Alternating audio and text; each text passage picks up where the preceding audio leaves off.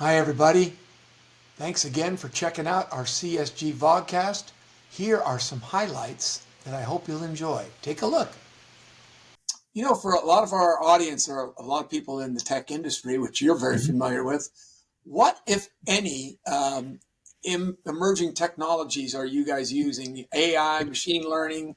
How does that work on your side of the fence?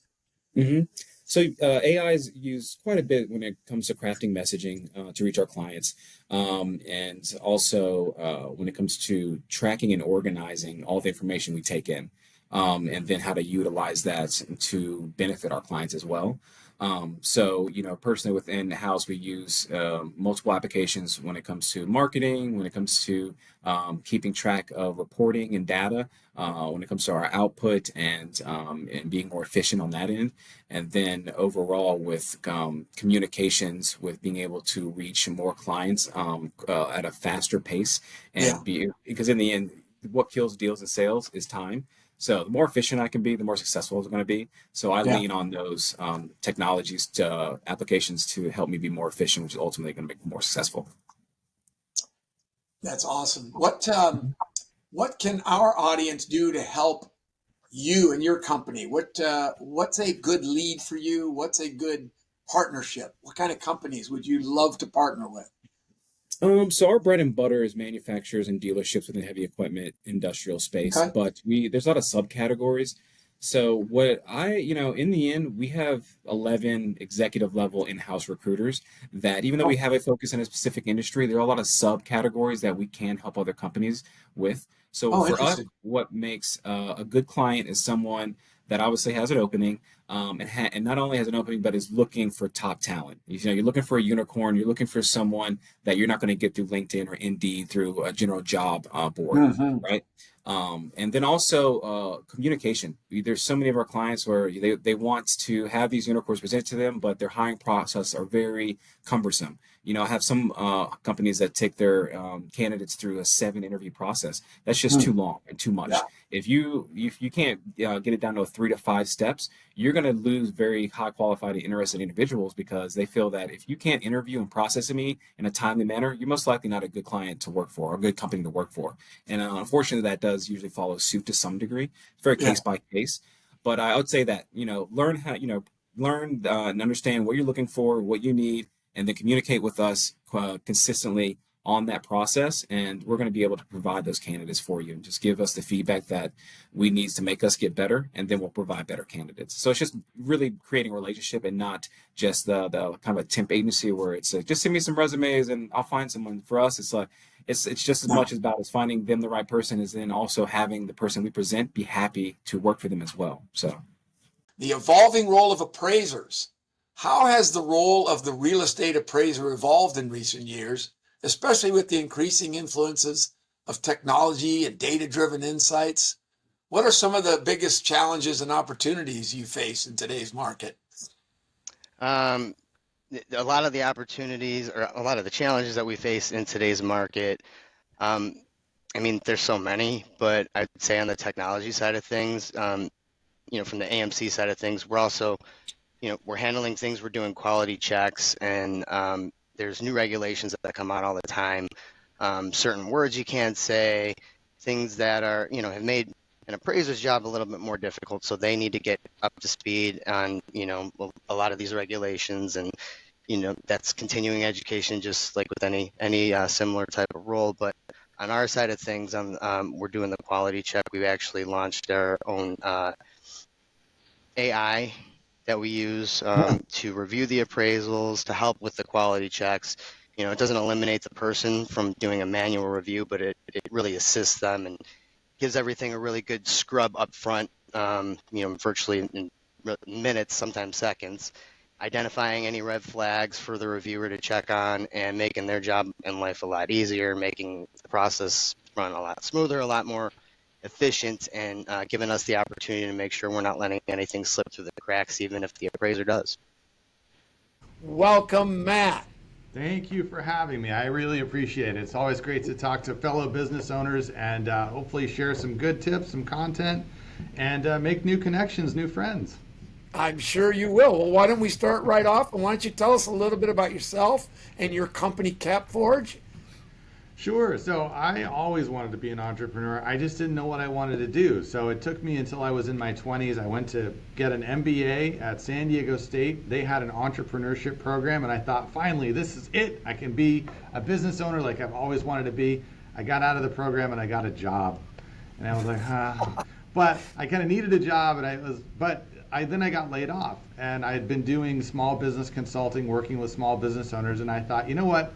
I can keep doing that even though I'm not working for this company anymore until I go get a real job again. Well, 23 years later, I still haven't gotten a real job.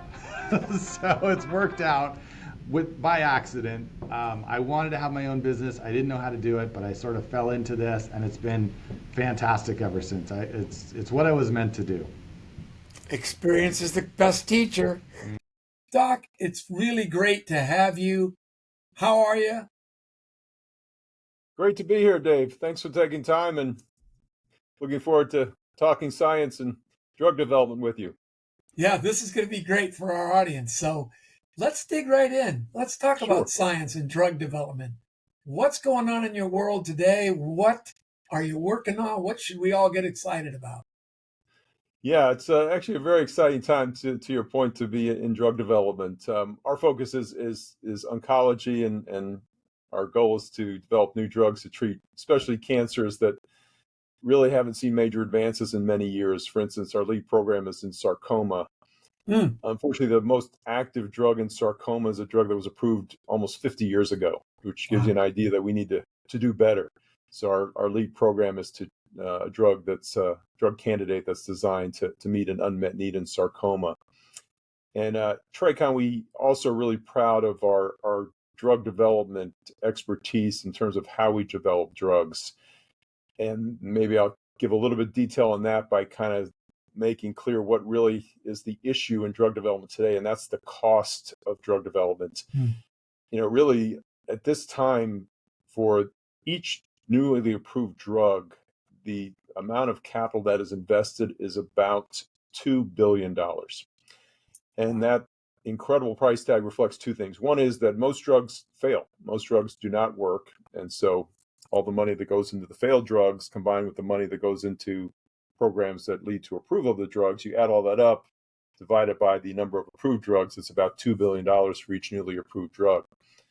The second issue is just how much it costs to conduct clinical trials that support the application for approval of a drug candidate. And those costs are very, very high.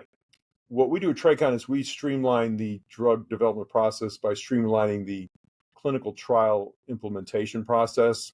And so we use software solutions and a highly organized team to decrease the cost of conducting clinical trials by doing it with our own team in-house, as opposed to outsourcing to third parties, which typically result in much higher costs. Back to my story being an example, there's many people like me that built the infrastructure of research and innovation in the whole world that moved around a lot. And what I do at Polonium Foundation, what we do as a team is we support this Polish scientific diaspora specifically. Poland is very unique in that sense that we have 40 million people, or around 40 million people living in Poland, Polish people. And then there's estimation of another 20 million people of Polish descent, Polish origin that live all around the world. And a big chunk of it is in the US too. Characteristic of this group of people is that very often they are subject matter experts. And it's very interdisciplinary. I represent STEM, so biochemistry, molecular biology, and those types of life sciences. But there is also a ton of people with tech education. There is a lot of people in humanities as well, and artists. And then when we meet together as a scientific diaspora, it really sparks what is so desired these days in research and innovation: collaboration, interdisciplinarity. That's very, very crucial to what we do. Apart from supporting the scientific diaspora in what we call brain circulation. So you're probably all familiar with brain drain, or if you're not, this is the effect of young talent leaving the country to go elsewhere to explore their further education and their career, leaving the country of origin drained in a way. So what we are doing as a foundation, we turn this brain drain into brain circulation in two aspects. First, circulation happens locally. So I will give you an example. We started 10 years ago in the UK, actually, between universities of Oxford and Cambridge, where there was a high number of people from Poland that were doing research at those universities. And we organize conferences for them. And this networks people locally. So they get to know each other, they get to form those long-term relationships. But we also